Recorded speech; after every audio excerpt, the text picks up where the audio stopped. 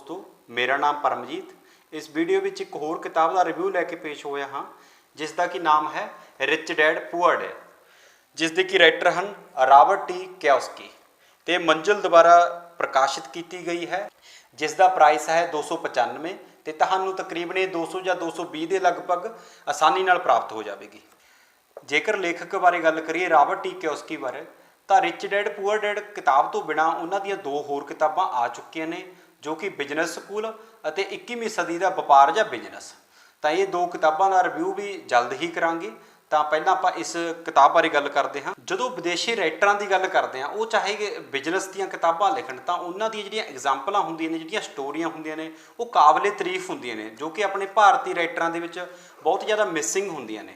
तो बिजनेस नूं भी एक कहानी के रूप में पेश करनगे। यही इस किताब की खूबसूरती है। जिवें कि तुहानूं नाम तो ही पता लगता, rich dad poor dad. Rich dad जानी कि उन्होंने जोड़े अंकल ने, तो गरीब डैड जानी कि उन्होंने जोड़े फादर ने। तो जोड़े उन्होंने फादर ने, उन्होंने ये असल च दो फादर नहीं, दो सोच ने पैसों के बारे, बिजनेस बारे, व्यापार बारे। ये दो वक्रो वक्रियां सोचां ने। एक सोच वो है जी गरीब सोच, जी एक गरीब सोचते हैं तो गरीब ही बनते हैं। एक वो सोच है जोड़े अमीर सोचते हैं तो अमीर ही बनते हैं। अगे एक्सप्लेन करते हैं कि गरीब सोच किमें है। गरीब सोच मतलब जिमें अपने भारत के आम बहुत ज़्यादा देखने को मिलती है कि आप कहने भी पढ़ोगे लिखोगे तो नौकरी लगोगे। पर दूजे पासे जो रिच डैड है, वो तुहानूं की सिक्ख्या दे रहा है, वो कह रहा है कि तुसीं पढ़ के नौकरी नहीं लगना, नौकरी ते रखना लोगों को। तुसीं ऐदां दा कोई काम करो, ऐदां दा हुनर अपने च पैदा करो, टैलेंट पैदा करो, तो ये मेहनत करो कि तुसीं नौकरी ते ना लगो, बल्कि दूजे तुहाडे कोल नौकरी मंगण आउण। तो एक कह रहा है कि तुसीं नौकरी लैण जाना, एक कह रहा है तुसीं नौकरी देण वाले बनो। तो ये वक्खो वक्रियां सोचां ने। सारी ही किताब इसनूं एक्सप्लेन करती है। अगे जे आपां पूरी किताब नूं दसीए तो पूरी किताब है जिहड़ी वो मनी मैनेजमेंट ते है कि पैसे की जिहड़ी संभाल है वो किवें करनी चाहिए है, जो कि आपां नूं किसी भी स्टडी दे विच दस्सिया नहीं जाता। चाहे किन्नी तक आपां वड्डी स्टडी कर लीए, इत्थों तक कि MBA विच भी ये चीज़ां नहीं एक्सप्लेन कीतियां जांदियां जो इस बुक विच है। तो जे मनी मैनेजमेंट बारे पढ़ना है, ये नंबर 1 किताब है, नंबर 1। किसी बारे पुछोगे, किसी तो पुछोगे, किताब पढ़ोगे, तुसीं आप कहोगे कि मैं यार ये किताब पढ़ ली तो मैं दूजिਆਂ ਨੂੰ किवें पढ़ावां। ਇਹਦੇ ਵਿੱਚ फोकियां गल्लां नहीं कहियां होईयां भी हाँ जिवें आम ही किताबां देखण ਨੂੰ मिलदियां ने कि किताब पढ़ो अमीर होवोगे, अमीर सोचो अमीर बनोगे। ऐदां दी गल नहीं करदी। ये विद प्रूफ विद तर्क गल कर रही है कि तुसीं ऐदां जे राह बनाओगे अपनी जिंदगी का, मंजिल तुहानूं इस राह ते ही पैनी है। इस किताब बारे स्यू ब्राउन, जो कि टेनेंट चैक ऑफ अमरीका के प्रेजिडेंट ने, वो इस किताब बारे की कहते हैं। कहते काश कि मैं ये किताब अपनी जवानी में पढ़ी होंदी, शायद इस तो भी चंगा हुंदा ये हुंदा कि ये किताब मेरे माँ प्यो ने पढ़ी होंदी। तो ये दस रहे हैं कि काश ये किताब मैं पढ़ी होंदी तो उदू वड्डी गल होनी सी जे मेरे फादर ने पढ़ी होंदी। तो उही चीज़ मैं दस रहा भी मैं एक किताब बहुत टाइम पहला पढ़ चुकिया हाँ, पर यह नहीं है कि किताब पढ़ने तो बाद मैं अमीर हो गया या मैनू बहुत कुछ पैसे प्राप्त हो गए। ये किताब तुहाडी सोच बदलती है, तो जिहड़ा इहदा रिजल्ट मिलना है वो भारत के अकॉर्डिंग तुहाडी आउण वाली पीढ़ी नूं मिलना है, ਜਾਂ जिन्हां नूं तुसीं सिक्ख्या दे रहे हो। वो चाहे तुहाडे तो 5-4 साल छोटे छोटे वीर हो सकते हैं, दोस्त हो सकते हैं, तो कोई भी हो सकता है। तुहानूं इसका फायदा 20% होएगा, 10% होगा, क्योंकि अपने कोल उन्ने सोर्स नहीं है, ना ही आमदन दे ने, ना ही उन्ने ਜਿਹੜੇ ਬੱਚਿਆਂ ਨੂੰ ਰਾਈਟ ਦਿੱਤੇ ਜਾਂਦੇ ਨੇ कि मैं ਤੁਹਾਨੂੰ ਕਹਾਂ ਵੀ ਤੁਸੀਂ ਇਹ किताब पढ़ो, उदों बाद ਤੁਹਾਨੂੰ ਇਹ सारा सिस्टम समझ आ जाएगा। तो ਤੁਸੀਂ सिस्टम तो समझ लओगे, पर जी अपनी दिक्कत आती है कि अपनी कुर्सी नहीं छड्डदे, वो चाहे अपने नेता ने चाहे घर के मुखी ने। घर के मुखी जो साਂਭ ਰਹੇ ਹੁੰਦੇ ਨੇ वो सारे डिसीजन आप ਲੈਂਦੇ ਨੇ, तो कदे भी ये नहीं सोचते कि साडा ਜਿਹੜਾ ਬੱਚਾ ਉਹ पढ़िया लिखिया है तो वो कुछ वधिया डिसीजन भी ले सकता है। ਉਹਦੀ घट ਮੰਨਦੇ ਨੇ। ਤਾਂ ही मैं कह रहा कि ये किताब जे तुसीं पढ़ोगे तो जिहड़ा फायदा होना तुहाडी आने वाली पीढ़ी नूं बहुत ज़्यादा होना है। तुहानूं 10 या 15% फायदा होगा। ये नहीं है कि किताब तो पढ़न तो बाद तुसीं बहुत ज़्यादा रिच बन जाओगे, मिलेनियर बन जाओगे, वो नहीं है। पर यह पढ़नी जरूरी है, जे नहीं पढ़ोगे तो पछताओगे। ਜਦੋਂ भी तुसीं ये किताब पढ़ोगे तुहानूं एक गल हो लगेगी कि काश यार मैं किताब पहलां पढ़ लैंदा। ये गल मैनूं भी फील हुई है, क्योंकि कुछ ऐदां दे डिसीजन ने जो तुसीं पहलां लै सकदे हो। ये नहीं है कि तुसीं ग्रैजुएशन कर ली, उस तो बाद 1-2 होर डिग्रियां लै लियां, उस तो बाद ये किताब थोड़ा जिहा पछतावा फील करदा भी यार मैं भी जिहड़ा एक गरीब डैड की सोच सी इहदे विच मैं भी उस राह ते ही चल रहा सी ਕਾਸ਼ ਮੈਨੂੰ ਵੀ ਜੇ ਇਹ ਸੋਚ ਪਹਿਲਾਂ ਮਿਲੀ ਹੁੰਦੀ ਰਿਚ ਡੈਡ ਵਾਲੀ ਤਾਂ ਮੇਰੀ ਵੀ ਜਿਹੜੀ ਲਾਈਫ ਹੈ ਉਹ ਕਿਸੇ ਹੋਰ ਪਾਸੇ ਹੋਣੀ ਸੀ। ਇਸ ਕਿਤਾਬ ਦੇ ਰਾਈਟਰ ਜਾਣੀ ਕਿ ਰਾਬਰਟ ਕਿਓਸਕੀ ਕੀ ਕਹਿੰਦੇ ਨੇ, ਕਹਿੰਦੇ ਲੋਕਾਂ ਦੇ ਵਿੱਤੀ ਸੰਘਰਸ਼ ਦਾ ਮੁੱਖ ਕਾਰਨ ਇਹ ਹੈ ਕਿ ਉਹਨਾਂ ਨੂੰ ਸਕੂਲ 'ਚ ਕਈ ਸਾਲ ਗੁਜ਼ਾਰਨ ਤੋਂ ਬਾਅਦ ਵੀ ਪੈਸਿਆਂ ਬਾਰੇ ਕੁਝ ਨਹੀਂ ਸਿੱਖਿਆ। ਇਸ ਦਾ ਨਤੀਜਾ ਇਹ ਹੁੰਦਾ ਹੈ ਕਿ ਉਹ ਪੈਸਿਆਂ ਲਈ ਕੰਮ ਕਰਨਾ ਤਾਂ ਸਿੱਖ ਜਾਂਦੇ ਹਨ, ਲੇਕਿਨ ਇਹ ਕਦੇ ਨਹੀਂ ਸਿੱਖ ਪਾਉਂਦੇ ਕਿ ਪੈਸਾ ਉਹਨਾਂ ਲਈ ਕਿਵੇਂ ਕੰਮ ਕਰ ਸਕਦਾ ਹੈ। ਤਾਂ ਇਹਦੇ ਵਿੱਚ ਜਿਹੜਾ ਮੋਟਾ ਜਿਹਾ ਸਿਧਾਂਤ ਦਿੱਤਾ ਹੋਇਆ, ਇੱਕ ਇਹ ਵੀ ਦਿੱਤਾ ਹੋਇਆ ਹੈ ਕਿ ਜਿਹੜਾ ਪੈਸਾ ਹੈ ਤੁਸੀਂ ਉਸ ਲਈ ਕੰਮ ਨਾ ਕਰੋ, ਪੈਸਾ ਤੁਹਾਡੇ ਲਈ ਕੰਮ ਕਰੇ। ਤਾਂ ਦੂਜੀ ਗੱਲ ਇਹ ਕਰਦੇ ਨੇ, ਕਹਿੰਦਾ ਜਦੋਂ ਤੁਸੀਂ ਜੌਬ 'ਤੇ ਲੱਗਦੇ ਹੋ, ਕੋਈ ਨੌਕਰੀ ਕਰਦੇ ਹੋ, ਕੋਈ ਪ੍ਰਾਈਵੇਟ ਹੈ ਚਾਹੇ ਸਰਕਾਰੀ ਹੈ, ਤਾਂ ਤੁਸੀਂ ਜਿਹੜੀ ਮਿਹਨਤ ਕਰਦੇ ਹੋ ਉਹ ਕਿਸੇ ਲਈ ਕਰਦੇ ਹੋ, ਦੂਜਿਆਂ ਲਈ ਕਰਦੇ ਹੋ ਮਿਹਨਤ। ਅਤੇ ਜਦੋਂ ਤੁਹਾਡਾ ਆਪਦਾ ਬਿਜ਼ਨਸ ਹੁੰਦਾ ਹੈ, ਆਪਦੀ ਤੁਸੀਂ ਸੰਪੱਤੀ ਬਣਾ ਰਹੇ ਹੁੰਦੇ ਹੋ, ਤਾਂ ਤੁਸੀਂ ਆਪਦੇ ਲਈ ਮਿਹਨਤ ਕਰਦੇ ਹੋ, ਤਾਂ ਜਿੰਨਾ ਵੀ ਉਹਦਾ ਪ੍ਰੋਫਿਟ ਹੋਏਗਾ 100% ਉਹ ਤੁਹਾਨੂੰ ਹੋਏਗਾ।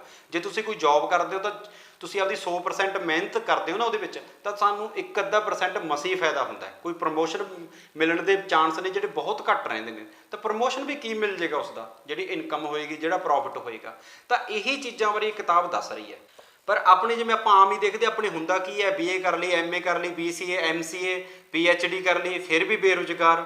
ਤਾਂ ਉਹਨਾਂ ਦਾ ਕਾਰਨ ਇਹੀ ਹੈ ਕਿ ਆਪਾਂ ਨੂੰ ਪਤਾ ਹੀ ਨਹੀਂ ਕਿ ਆਪਾਂ ਨੇ ਪੈਸੇ ਲਈ ਕੰਮ ਕਰਨਾ ਹੈ ਜਾਂ ਪੈਸੇ ਤੋਂ ਆਪਾਂ ਨੇ ਕੰਮ ਕਰਵਾਉਣਾ ਹੈ। ਆਪਾਂ ਨੂੰ ਸਿਰਫ ਇਹ ਹੁੰਦਾ, ਮਾਂ ਪਿਓ ਕਹਿੰਦੇ ਨੇ, ਜਿਵੇਂ ਕਿ ਇਹ ਕਿਤਾਬ ਦਾ ਜਿਹੜਾ ਗਰੀਬ ਡੈਡ ਹੈ ਉਹ ਕਹਿ ਰਿਹਾ ਕਿ ਬੇਟਾ ਤੂੰ ਪੜ੍ਹ ਲਿਖ, ਜਿਵੇਂ ਮੈਂ ਜੌਬ ਕਰਦਾ ਸੀ ਉਵੇਂ ਹੀ ਜੌਬ ਕਰ ਤੂੰ, ਉਵੇਂ ਪ੍ਰਾਈਵੇਟ ਦੇ ਵਿੱਚ, ਕਿਉਂਕਿ ਉਹਨਾਂ ਦਾ ਜਿਹੜਾ ਡੈਡ ਹੁੰਦਾ ਗਰੀਬ, ਉਹ ਪ੍ਰੋਫੈਸਰ ਹੁੰਦਾ, PhD ਹੋਲਡਰ ਹੁੰਦਾ। ਤਾਂ ਉਹੀ ਸੋਚ ਉਹ ਆਪਣੀ ਬੇਟੇ ਨੂੰ ਦੇ ਰਿਹਾ ਹੁੰਦਾ। ਬਟ ਜਿਹੜਾ ਰਾਬਰਟ ਕਿਓਸਕੀ ਹੈ ਉਹ ਕਿਸ ਦੀ ਮੰਨਦਾ, ਰਿਚ ਡੈਡ ਦੀ। ਤਾਂ ਮੈਂ ਤੁਹਾਨੂੰ ਬਹੁਤ ਅਪੀਲ ਕਰਦਾ ਕਿ ਇਹ ਕਿਤਾਬ ਤੁਸੀਂ ਜ਼ਰੂਰ ਪੜ੍ਹੋ, ਅਤੇ ਜਿਨ੍ਹਾਂ ਨੇ ਇਹ ਕਿਤਾਬ ਪੜ੍ਹੀ ਹੋਈ ਹੈ ਉਹ ਕਮੈਂਟਾਂ ਦੇ ਵਿੱਚ ਦੱਸੋ ਕਿ ਤੁਹਾਨੂੰ ਇਹ ਪੜ੍ਹਨ ਤੋਂ ਬਾਅਦ ਕੀ ਤੁਹਾਡੇ ਵਿੱਚ ਚੇਂਜਸ ਆਏ, ਤਾਂ ਤੁਸੀਂ ਕੀ ਸੋਚਣ ਲੱਗ ਗਏ। ਇੱਕ ਚੀਜ਼ ਹੋਰ ਦੱਸਦਾ ਕਿ ਇਸ ਕਿਤਾਬ ਦੇ ਵਿੱਚ ਇੱਕ ਚੀਜ਼ ਆਖੀ ਹੋਈ ਹੈ ਕਿ ਇੱਕ ਹੁੰਦੀਆਂ ਨੇ ਸੰਪੱਤੀ, ਇੱਕ ਹੁੰਦੀਆਂ ਨੇ ਦੇਣਦਾਰੀਆਂ। ਤਾਂ ਆਪਣੇ ਕੋਲ ਜਿੰਨਾ ਵੀ ਜਦੋਂ ਆਪਣੇ ਕੋਲ ਪੈਸਾ ਆਉਂਦਾ, ਇਨਕਮਿੰਗ ਹੋ ਰਹੀ ਹੁੰਦੀ ਹੈ, ਜੌਬ ਕਰਦੇ ਹਾਂ ਆਪਾਂ, ਤਾਂ ਆਪਾਂ ਕੀ ਕਰਦੇ ਹੋ ਕਿ ਉਸ ਪੈਸੇ ਨਾਲ ਦੇਣਦਾਰੀਆਂ ਖਰੀਦਦੇ ਹਾਂ। ਦੇਣਦਾਰੀਆਂ ਤੋਂ ਭਾਵ ਕਿ ਇੱਕ ਘਰ ਪਾ ਲਿਆ, ਉਸ 'ਤੇ ਆਪਾਂ ਨੇ ਪੈਸਾ ਲਾਈ ਜਾਂਦੇ, ਇਨਵੈਸਟ ਕਰੀ ਜਾਂਦੇ ਹਾਂ। ਗੱਡੀ ਲੈ ਲਈ, ਉਸ 'ਤੇ ਇਨਵੈਸਟ ਕਰੀ ਜਾਂਦੇ ਹਾਂ। ਤਾਂ ਕੋਈ ਹੋਰ ਜਿਵੇਂ ਕੋਈ LCD ਮਹਿੰਗੀ ਲੈ ਲਈ, ਮਹਿੰਗਾ ਮੋਬਾਈਲ ਲੈ ਲਿਆ। ਤਾਂ ਇਹ ਸਾਰੀਆਂ ਚੀਜ਼ਾਂ ਕੀ ਨੇ, ਦੇਣਦਾਰੀਆਂ ਨੇ। ਮਤਲਬ ਕਿ ਇਹਨਾਂ ਨੂੰ ਲੈਣ ਤੋਂ ਬਾਅਦ ਵੀ ਇਹਨਾਂ 'ਤੇ ਖਰਚਾ ਆਪਾਂ ਨੂੰ ਕਰਨਾ ਪਊਗਾ ਮੇਨਟੇਨ ਰੱਖਣ ਵਾਸਤੇ। ਪਰ ਜਿਹੜੇ ਇਹ ਸੰਪੱਤੀ ਹੁੰਦੀ ਹੈ ਉਹ ਆਪਾਂ ਨੂੰ ਪ੍ਰੋਫਿਟ ਦਿੰਦੀ ਹੈ, ਆਪਾਂ ਤੋਂ ਲੈਂਦੀ ਨਹੀਂ। ਜੇ ਮੰਨ ਲਓ ਤੁਹਾਡੇ ਕੋਲ 5 ਲੱਖ ਹੈ, ਤੁਸੀਂ ਨੇ ਇੱਕ ਪਲਾਟ ਲੈ ਲਿਆ ਉਹ 5 ਲੱਖ ਦਾ, ਅਤੇ ਇੱਕ ਥਾਂ 'ਤੇ ਉਸੇ 5 ਲੱਖ ਦਾ ਤੁਸੀਂ ਗੱਡੀ ਲੈ ਲਈ, ਤਾਂ ਉਹ ਜਿਹੜਾ 5 ਲੱਖ ਦਾ ਹੈ ਉਹ 5 ਸਾਲਾਂ ਦੇ ਬਾਅਦ ਜਿਹੜੀ ਗੱਡੀ ਹੈ ਉਹਦੀ ਕੀਮਤ ਰਹਿ ਜਾਏਗੀ 2 ਲੱਖ ਦੀ, ਅਤੇ ਉਸ ਤੋਂ ਬਾਅਦ ਜਿਹੜਾ ਉਸ 'ਤੇ ਮੇਨਟੇਨ ਕਰਨ ਲਈ ਤੇਲ ਪਾਣੀ ਦਾ ਖਰਚਾ ਆਏਗਾ ਤਾਂ ਉਹ ਲੱਖ ਦੀ ਤਕਰੀਬਨ ਆ ਜਾਏਗਾ 5 ਸਾਲਾਂ ਦੇ ਵਿੱਚ। ਅਤੇ ਉਹ ਕਿੰਨੇ ਦੀ ਪੈ ਜਾਊਗੀ ਸਾਨੂੰ, 1 ਲੱਖ ਰਹਿ ਜਾਏਗੀ ਉਹਦੀ ਵੈਲਿਊ 5 ਸਾਲਾਂ ਬਾਅਦ। ਤਾਂ ਜੇ ਤੁਸੀਂ ਉਹ 5 ਲੱਖ ਦਾ ਪਲਾਟ ਲੈਤਾ ਹੈ ਤਾਂ ਉਹ 5 ਸਾਲਾਂ ਬਾਅਦ ਜ਼ਿਆਦਾ ਨਹੀਂ ਤਾਂ ਘੱਟੋ ਘੱਟ 6 ਲੱਖ ਦਾ ਹੋਵੇਗਾ ਨਾ, ਤਾਂ ਕੁਛ ਤਾਂ ਪ੍ਰੋਫਿਟ ਹੋਵੇਗਾ। ਤਾਂ ਉਹੀ ਚੀਜ਼ ਗੱਲ ਕਰ ਰਿਹਾ ਵੀ ਤੁਸੀਂ ਸੰਪੱਤੀ ਖਰੀਦੋ, ਕਦੇ ਵੀ ਦੇਣਦਾਰੀਆਂ ਨਾ ਖਰੀਦੋ। ਤਾਂ ਜਿਹੜੀ ਭਾਰਤੀ ਸੋਚ ਹੈ, ਪੰਜਾਬੀ ਸੋਚ ਹੈ, ਉਹ ਆਪਾਂ ਨੇ ਦੇਣਦਾਰੀਆਂ ਖਰੀਦਦੇ ਹਾਂ ਹਮੇਸ਼ਾ ਆਪਾਂ ਖਰਚਣ ਦੀ ਸੋਚਦੇ ਵੀ ਆਹ ਚੀਜ਼ ਖਰਚ ਲਈ, ਆਹ ਚੀਜ਼ ਖਰਚ ਲਈ ਹੈ। ਆਪਾਂ ਕਦੇ ਵੀ ਇਹ ਨਹੀਂ ਸੋਚਦੇ ਵੀ ਯਾਰ ਆਹ ਚੀਜ਼ ਕਰਨੀ ਹੈ ਤਾਂ ਕਿ ਇੱਥੋਂ ਪੈਸਾ ਆਵੇ। ਤਾਂ ਹੀ ਇਹਨੇ ਕਿਹਾ ਨਾ, ਜਿਵੇਂ ਮੈਂ ਤੁਹਾਨੂੰ ਪਹਿਲਾਂ ਦੱਸਿਆ ਕਿ ਕਦੇ ਵੀ ਪੈਸੇ ਲਈ ਕੰਮ ਨਾ ਕਰੋ, ਪੈਸਾ ਤੁਹਾਡੇ ਲਈ ਕੰਮ ਕਰੇ। ਜੇ ਤੁਸੀਂ ਇਹ ਸੋਚ ਲਿਆ ਵੀ ਯਾਰ ਮੈਂ ਜੌਬ ਕਰਨੀ ਹੈ ਤਾਂ ਕਿ ਮੈਂ ਮਹਿੰਗੀ ਕਾਰ ਲੈ ਸਕਾਂ, ਮੈਂ ਵੱਡੀ ਕੋਠੀ ਪਾ ਸਕਾਂ, ਉਹ ਤਾਂ ਇਹੀ ਹੋਊਗਾ ਕਿ ਤੁਸੀਂ ਪੈਸੇ ਵਾਸਤੇ ਕੰਮ ਕਰ ਰਹੇ ਹੋ। ਅਤੇ ਅੱਜ ਕੱਲ੍ਹ ਦੀ ਜ਼ਿੰਦਗੀ ਇਹੋ ਜਿਹੀ ਹੈ ਵੀ ਤੁਸੀਂ ਸਾਰੀ ਜ਼ਿੰਦਗੀ ਦੇ ਵਿੱਚ ਨੌਕਰੀ ਕਰਦੇ ਰਹਿੰਦੇ ਹੋ ਤਾਂ ਵੀ ਤੁਹਾਨੂੰ ਇੱਕ ਮਸਾ ਘਰ ਪਾਉਣਾ ਔਖਾ ਹੋ ਜਾਂਦਾ, ਕਿਉਂਕਿ ਇੰਨੀ ਮਹਿੰਗਾਈ ਅੱਜ ਕੱਲ੍ਹ ਦੇ ਟਾਈਮ ਦੇ ਵਿੱਚ। ਪਰ ਜੇ ਤੁਹਾਡੇ ਲਈ ਪੈਸਾ ਕੰਮ ਕਰ ਰਿਹਾ, ਤੁਸੀਂ ਹੌਲੀ ਹੌਲੀ ਆਪਣਾ ਜਿਹੜੀ ਸੇਵਿੰਗ ਹੈ ਉਹਦੇ ਨਾਲ ਤੁਸੀਂ ਕੁਝ ਨਾ ਕੁਝ ਸੰਪੱਤੀ ਖਰੀਦ ਰਹੇ ਹੋ, ਤਾਂ ਤੁਹਾਨੂੰ ਹੌਲੀ ਹੌਲੀ ਪ੍ਰੋਫਿਟ ਦਿੰਦੀਆਂ ਰਹਿੰਦੀਆਂ ਨੇ। ਜੇ ਹੋਰ ਪੁਆਇੰਟਾਂ ਦੀ ਗੱਲ ਕਰੀਏ ਕਿਤਾਬ ਦੇ ਵਿੱਚ, ਤਾਂ ਇਹ ਦੱਸਦੀ ਹੈ ਕਿ ਇਹ ਮਿੱਥ ਤੋੜਦੀ ਹੈ ਅਮੀਰ ਬਣਨ ਲਈ ਜ਼ਿਆਦਾ ਕਮਾਉਣਾ ਜ਼ਰੂਰੀ ਹੈ। ਸੈਕਿੰਡ ਪੁਆਇੰਟ ਇਹ ਸਾਬਤ ਕਰਦੀ ਹੈ ਕਿ ਤੁਹਾਡਾ ਘਰ ਸੰਪੱਤੀ ਨਹੀਂ ਹੈ। ਜਿਵੇਂ ਮੈਂ ਪਹਿਲਾਂ ਦੱਸਿਆ ਕਿ ਘਰ ਤੁਹਾਡਾ ਕੀ ਹੈ, ਦੇਣਦਾਰੀਆਂ ਨੇ, ਉਹਨੂੰ ਮੇਨਟੇਨ ਕਰਨ ਲਈ ਖਰਚੇ ਕਰਨੇ ਪੈਂਦੇ ਨੇ। ਮਾਂ ਪਿਓ ਨੂੰ ਦੱਸਦੀ ਹੈ ਕਿ ਪੈਸਿਆਂ ਬਾਰੇ ਉਹਨਾਂ ਦੇ ਬੱਚਿਆਂ ਨੂੰ ਸਕੂਲਾਂ 'ਚ ਕੁਝ ਨਹੀਂ ਸਿਖਾਇਆ ਜਾਂਦਾ, ਅਤੇ ਇਸ ਲਈ ਉਹਨਾਂ ਨੂੰ ਸਕੂਲ ਦੇ ਭਰੋਸੇ ਨਹੀਂ ਬੈਠਣਾ ਚਾਹੀਦਾ। ਨੈਕਸਟ ਪੁਆਇੰਟ ਸਾਰਿਆਂ ਨੂੰ ਸਾਫ਼-ਸਾਫ਼ ਦੱਸਦੀ ਹੈ ਕਿ ਸੰਪੱਤੀ ਤੇ ਜ਼ਿੰਮੇਵਾਰੀਆਂ ਕੀ ਹਨ। ਜਿਵੇਂ ਮੈਂ ਤੁਹਾਨੂੰ ਕਿ ਪਹਿਲਾਂ ਐਗਜ਼ਾਮਪਲ ਦੇ ਚੁੱਕਿਆ ਨੇ, ਗੱਡੀ ਤੇ ਇੱਕ ਪਲਾਟ ਦੀ। ਲਾਸਟ ਪੁਆਇੰਟ ਤੁਹਾਨੂੰ ਇਹ ਸਿਖਾਉਂਦੀ ਹੈ ਕਿ ਭਵਿੱਖ ਦੀ ਆਰਥਿਕ ਸਫਲਤਾ ਲਈ ਆਪਣੇ ਬੱਚਿਆਂ ਨੂੰ ਕੀ ਸਿਖਾਈਏ। ਤਾਂ ਇਸ ਕਿਤਾਬ ਵਿੱਚ ਜਿਹੜੀਆਂ ਮੋਟੀਆਂ-ਮੋਟੀਆਂ ਗੱਲਾਂ ਨੇ ਤੁਹਾਨੂੰ ਮੈਂ ਇਸ ਬਾਰੇ ਦੱਸ ਚੁੱਕਿਆ, ਤਾਂ ਕਿ ਤੁਹਾਡੀ ਜਿਹੜੀ ਦਿਲਚਸਪੀ ਬਣੇ।